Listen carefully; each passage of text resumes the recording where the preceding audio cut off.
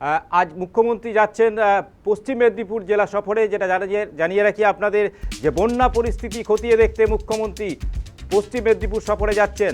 যেমনটা জানা যাচ্ছে, সবঙ্গে যাবেন মুখ্যমন্ত্রী, বন্যা পরিস্থিতি নিয়ে প্রশাসনিক বৈঠক করবেন, হেলিকপ্টার এবং বন্যা পরিস্থিতি দেখবেন মুখ্যমন্ত্রী শুভেন্দু অধিকারী।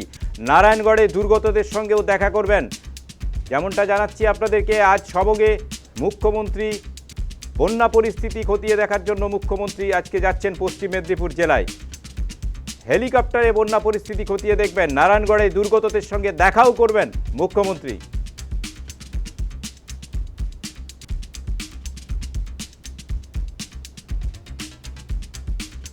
আপনাদেরকে যেমনটা জানাচ্ছিলাম যে পশ্চিম মেদিনীপুরে বন্যা পরিস্থিতি খতিয়ে দেখতে মুখ্যমন্ত্রী আজ হেলিকপ্টারে বন্যা পরিস্থিতি খতিয়ে দেখবেন, নারায়ণগড়ে দুর্গতদের সঙ্গে দেখাও করবেন মুখ্যমন্ত্রী। যেমনটা জানা যাচ্ছে, সবঙ্গেও যাবেন, সেখানে একটি প্রশাসনিক বৈঠকে যোগ দেবেন মুখ্যমন্ত্রী।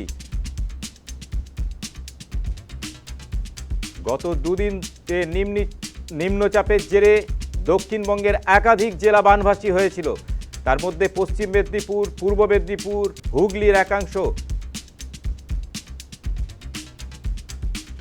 আমাদের সঙ্গে এই মুহূর্তে সবং থেকে সরাসরি রয়েছেন আমাদের প্রতিনিধি সুদীপ নন্দী।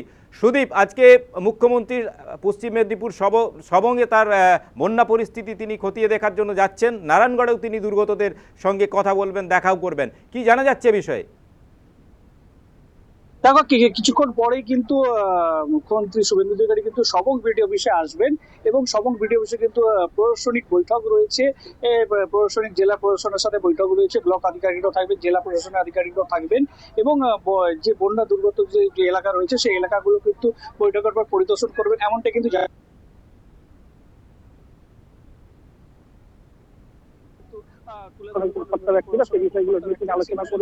আলোচনা করবেন এবং পাশাপাশি কিন্তু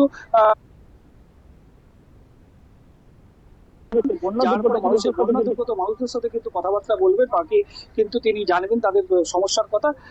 এই পর্যন্ত কিন্তু জানা গিয়েছে। পাশাপাশি কিন্তু তিনি নারায়ণগড়ও যেতে পারেন বলেও কিন্তু জানা গিয়েছে।